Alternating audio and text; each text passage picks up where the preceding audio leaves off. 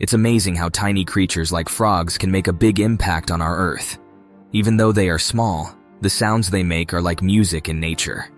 When the sun starts to set in places like wetlands and meadows, you can hear their croaks, creating a special kind of melody. Frogs are interesting creatures with cool life cycles and special ways of surviving. They come in all sorts of colors and patterns, from bright tropical tree frogs to camouflaged ones in the woods.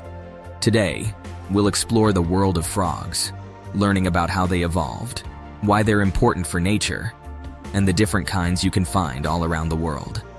Approximately 300 million years ago, well before the emergence of the first dinosaurs, our semi-aquatic forebears began the crucial evolutionary transitions needed for a permanent life on land.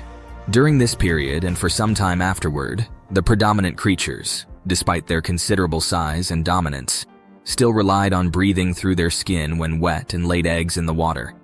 This restricted their time spent on land. A surviving lineage from this era, the amphibians, continues to thrive today. While many amphibians still adhere to the lifestyle of their ancient ancestors, one group in particular took a distinct evolutionary route, becoming adept at terrestrial life and developing the ability to leap: the frogs. The Carboniferous period, spanning 300 to 350 million years ago, marked an era known for its colossal insects. Surprisingly, the largest creatures of this time were amphibians. Flourishing in the steamy swamps beneath ancient fern trees, these diverse amphibians exhibited a broader range of shapes and sizes compared to their contemporary descendants.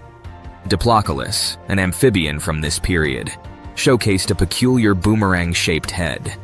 Although the reason for this unique head shape remains uncertain, studies using a model of Diplodocus's skull in a wind tunnel suggested that it provided significant lift, potentially aiding the creature in swimming forward. Another group, the Isopoda, evolved similarly to snakes, elongating their bodies and losing their limbs, resembling snake skeletons in fossils. Despite their appearances, they were, in fact, amphibians. Among the ancient amphibians, the temnospondyls were a prominent group, with some members adapting to terrestrial life, possibly returning to the water only for breeding. These creatures developed claws and scaly-like skin, hinting at a greater adaptation to land than modern amphibians. Many of these ancient amphibians were notably larger than their contemporary counterparts, with some exceeding 2 meters in length, rivaling even the largest modern crocodiles. The modern descendants of these ancient amphibians are collectively known as Lysanphibia, comprising frogs, salamanders, and caecilians. This group likely diverged from other amphibians around 300 million years ago, during the late Carboniferous period. However, pinpointing their exact relationship with ancient amphibian groups remains a subject of heated debate. Some theories propose that amphibians are related to lepispondyls, the group to which Diplodocus belongs, while others argue that temnospondyls may have closer ties to reptiles, birds, mammals, and consequently, us. The discovery of Geribatrachus in Texas in 2008 added complexity to the debate. This small amphibian displayed features from both salamanders and frogs, suggesting a potential connection to their common ancestor. The unique tooth layout shared with modern amphibians linked Geribatrachus to Lysanphibia. However, features tying it to temnospondyls also emerged, complicating the understanding of the evolutionary relationships within this group. The challenges in establishing a clear family tree for amphibians stem from the rapid changes in vertebrates as they adapted to terrestrial life, making it difficult to interpret their evolutionary history solely from fossil evidence. The earliest uncontroversially Lysanphibian, Triatobactrachus, emerged about 250 million years ago in the early Triassic period. Comparable in size to a modern large toad, Triatobactrachus lived in the region that would eventually become Madagascar, sharing a closer relation to frogs than other living amphibians. Unlike true frogs, Triatobactrachus had a large, frog-like head, while its tail had shrunk, indicating a transition to swimming with hind legs.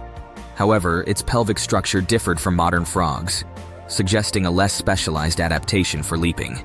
This implies that primitive frogs may not have initially evolved leaping as a primary mode of transportation. Instead, they likely leapt to escape predators, emphasizing the importance of water as a safe refuge. The ability to leap began evolving early in frog evolution, with the earliest true frogs appearing in the early Jurassic, exemplified by a small species called Procellaris about 190 million years ago. In a world dominated by dinosaurs, these early frogs likely hopped and perched above waterlines. Despite being almost as ancient as dinosaurs, the abundance of frog species we observe today seems to have appeared relatively recently, around 66 million years ago, following the extinction of non-avian dinosaurs.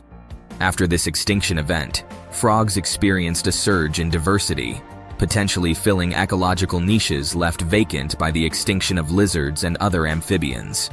The Jurassic and Cretaceous periods witnessed fewer frog fossils, possibly due to their small size and limited fossilization in boggy environments. However, post-extinction, the fossil record and genetic evidence indicate a notable increase in prehistoric frog species.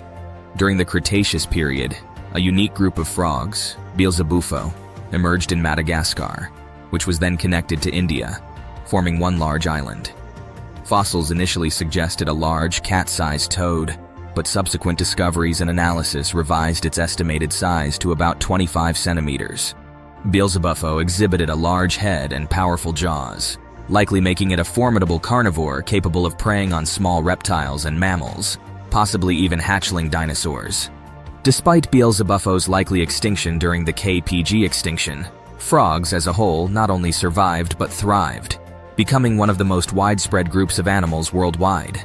Retaining features from their ancient ancestors, such as soft amphibian skin and water-based breeding, frogs also evolved unique adaptations, including a specialized pelvis that aids in accurate leaping. These adaptations have allowed frogs to persist for nearly 200 million years, showcasing their resilience and evolutionary success. And that's the incredible tale of frogs, a story that spans more than 300 million years. From the odd Diplocalus back in the ancient Carboniferous days, to the tough Triatobatrachus and the fascinating Beelzebufo in Madagascar, frogs have been the real champs. They learned to jump, became a diverse bunch after some tough times, and adapted in cool ways. Frogs are like living history books of Earth, still here and adding to the big picture of life. So next time you hear those croaks and see those awesome jumps, give a shout out to our froggy friends, a living legacy of life on our planet. Thanks for tuning in.